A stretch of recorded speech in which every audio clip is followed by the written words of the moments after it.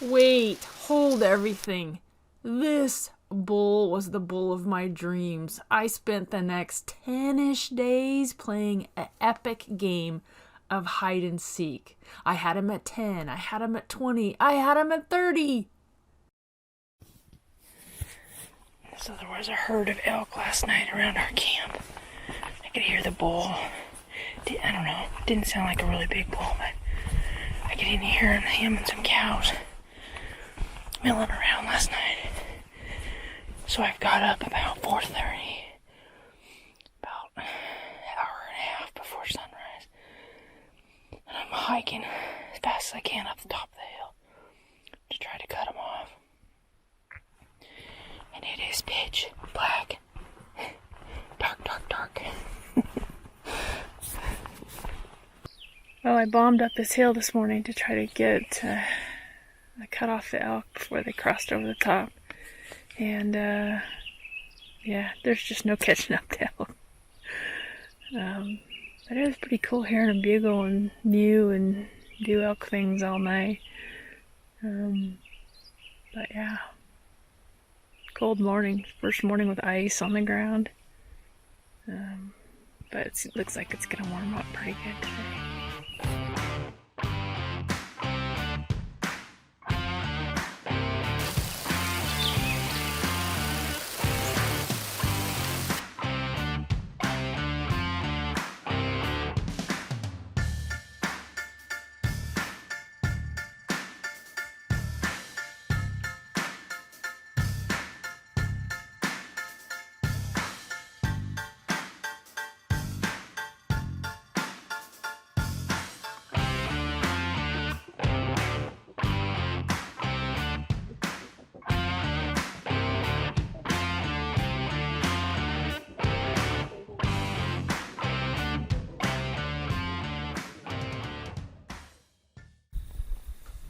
So after trying to hike to the top of the mountain in the middle of the night to beat the elk, I decided, I would put my backpack on, my tent, and my sleeping bag, and I would hike to the top of the mountain, set up camp, and wait for the elk.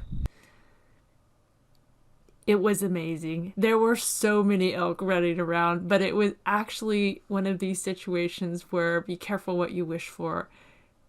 I counted so many elk. There were bulls fighting. There were bulls pulling off at other bull. I didn't even have I couldn't even begin to compete with so many bulls bugling. It was like I was in the middle of a National Geographic special. The next morning, as I was chasing the bull of my dreams, I ran into two friends, Brian Bishop and Kelly Turruffs, and they had just dropped two amazing elk. I spent the rest of the day helping them process their elk and getting tips and bombarding them with questions on what did I need to do next. They were so awesome that they decided to stay the next day and call for me to see if I could put one on the ground as well.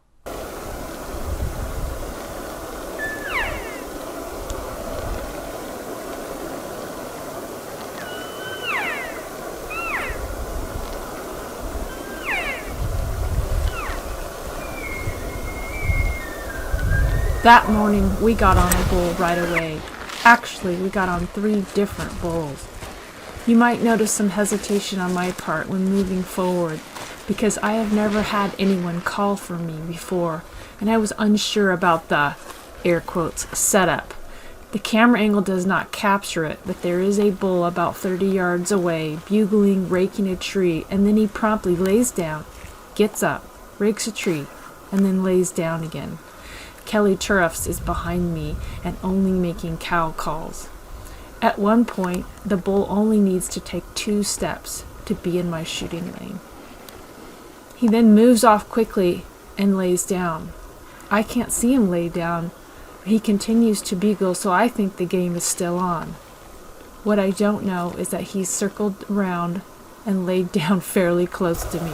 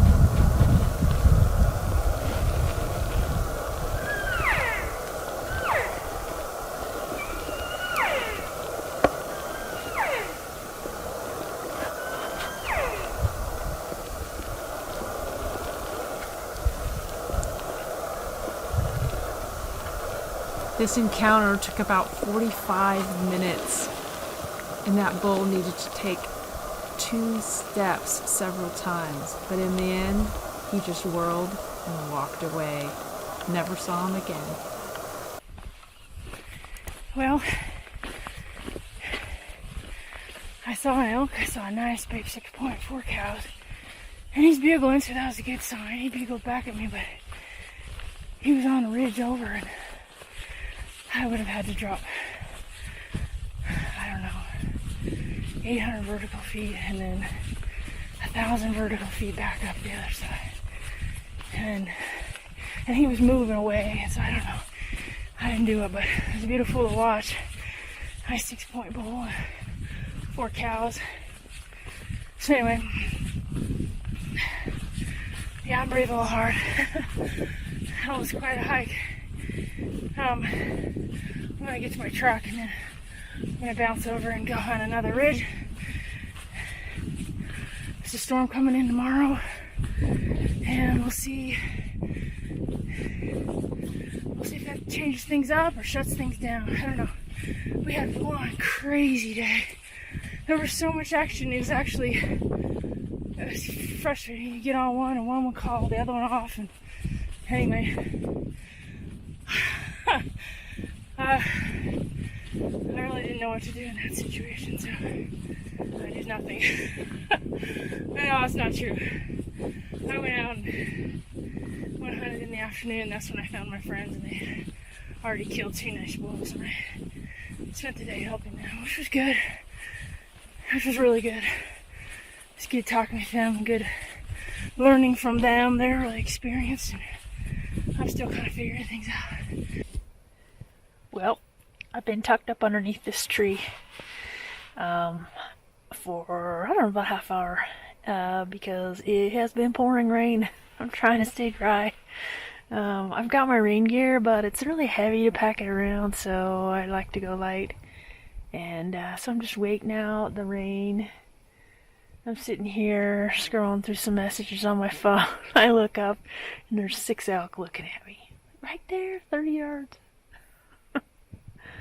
They're just feeding all cows and calves, but still pretty cool.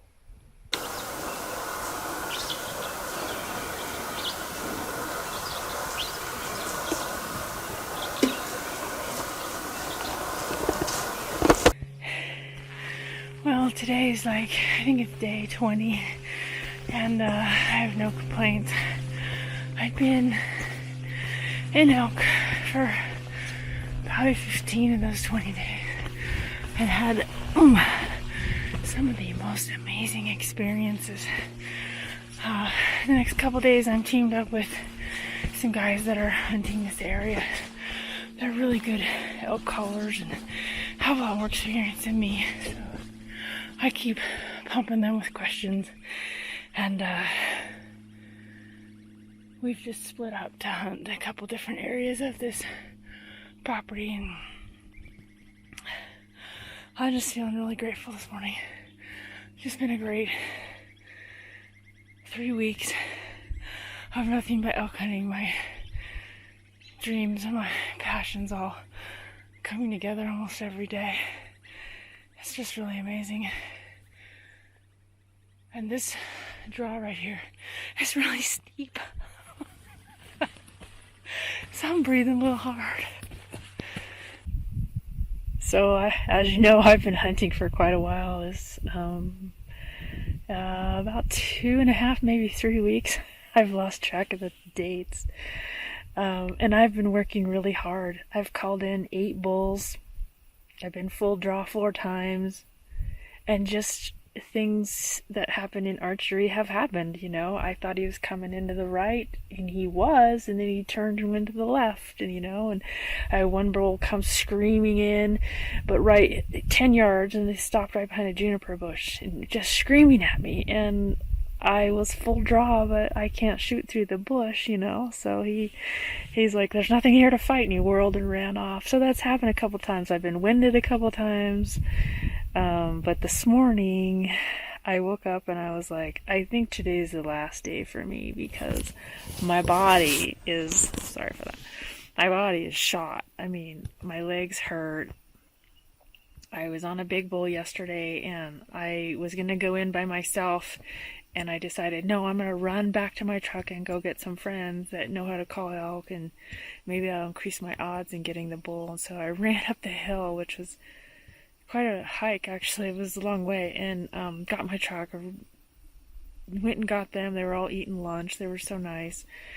We all piled in the truck, so we went back. We relocated the bull. We got in close. We were about 150 yards off, and the wind switched, and he took his cows and walked off. And at that moment, I knew, like, I'm done.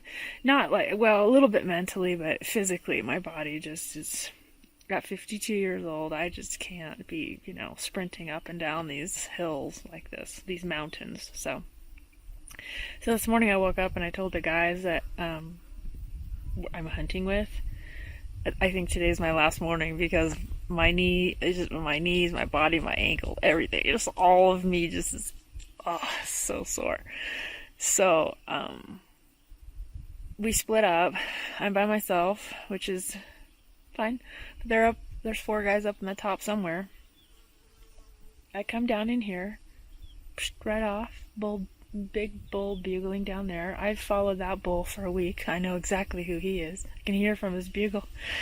And then another 5 came in, and I'm texting the guys, hey, there's bulls down here, like, come down. And then as I'm texting, I put my phone away, I look up and there's 2 more bulls coming right at me, 2 spikes. Well, one was like a forky spike thing. It was a weird thing.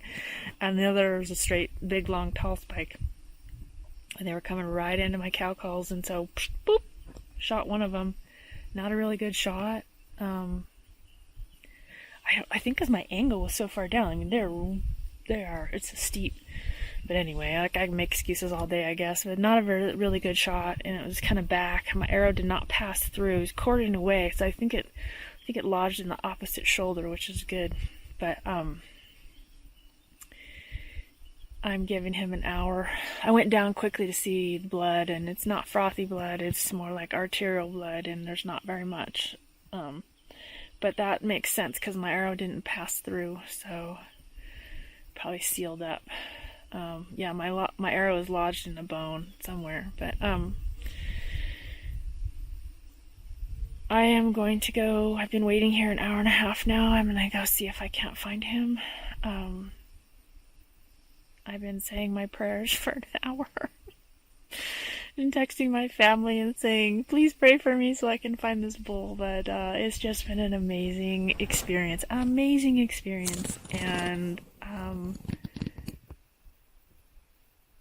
yeah. Now this is the hard part, though, is waiting to go find your elk. I mean, preferably I'd like to shoot one and have it fall dead right there, but that doesn't happen very often. So anyway, it's been an hour and a half, and now I'm off to go look for this elk. Well, if my eyes and my face are a little puffy, that's because I've been crying. I shot the bull yesterday morning, 7:55. My shot was a little back and low, but he was quartering away slightly. I think it was a mortal shot. It wasn't the best shot, obviously, because he just didn't die on the spot, but it wasn't the worst shot either. And I think the reason is back a little bit farther than I wanted is because I forgot to stop him. He was walking through, and I was so focused on this narrow shooting lane. My focus was to get, make sure my arrow went through that shooting lane, that I forgot to cow call and make a noise and stop him. So my arrow was back a little bit farther than I would have liked, but still, I think it was, not a horrible shot. Anyway, I searched for hours yesterday. I went and got 2 other guys came and helped me really nice, and they searched, and I mean, we put in a lot of effort and time yesterday, and I searched so much I couldn't even stand. My legs were shot. I literally couldn't walk last night. So this morning I got up, took my time, stretched my body, and I'm out searching again, hoping I can find him. I know it's a needle in a haystack, and I don't have that much of a chance, but I said my prayers last night, and I know my family did too, so that will definitely increase my odds. So, anyway, this is my last video unless I find my elk. So, thanks for sharing my journey with me this year. Yeah. It didn't end the way I wanted to, but when I go at night and I close my eyes, I can see all those magnificent bulls, 8 of them that I called in. So wonderful. Some of them were satellite bulls, but the majority of them were herd bulls. So I am satisfied that I have my skill level up to a degree where I can play the game with a higher level of confidence, and I'll just keep getting better. I'll just keep improving. So anyway, thanks family and friends for all the encouragement. Well, 2021 Oregon elk season was off the charts exciting for me, and I learned so much about elk hunting. This is the guy right here. Look at him, this little spike. This little spike right here, let me sit back a little bit. This little spike right here means more to me than any elk I've shot. This is my 3rd year bow hunting. I've been rifle hunting for most of my life, and I switched over to a bow. I'm addicted beyond, like, there's no cure for my addiction. And this guy taught me so much about myself, taught me about archery, and taught me about elk hunting than any other elk I've ever shot before. So this little guy means so much to me. It took me 5 days to find him. I finally found him and did this little Euro mount, and he's still in velvet. But I just want to share with you this guy, and you know, I just mentally beat myself up over my shot, but when I finally found him, it was a great shot. It was the 4th rib back and went right through his heart, the bottom part of his heart, and lodged in the lower part of his shoulder. And what happened is, as I was sitting waiting for him to expire, a herd of elk walked by, scooped him up, took him up over the hill and down into a draw. He walked 3/4 of a mile with that arrow in his heart. And I'd always kind of biased myself, like, just go look downhill, find the water, closest water, go. And so I did. I spent days, and I started widening my search. First I was like 300 yards, 500 yards, 1,000 yards, and then I was half mile, and then finally it was just like, look for the birds. And so I finally found him. But he taught me a lot about just, you know, being confident in your skills, not letting yourself beat yourself up to the point where you're just miserable. And I just kept thinking to myself, like, Jody, you have no business being in the elk woods. You don't know what you're doing. And as it turned out, it was a great shot. It was just circumstances beyond my control resulted in me not being able to find him, and that's just gonna happen. It's hunting, and it's unfortunate, but I stuck with it, found his skull so that I can honor him, and I have him up on the wall next to my 6 points. But this guy means so much to me. So thank you for joining me on this journey.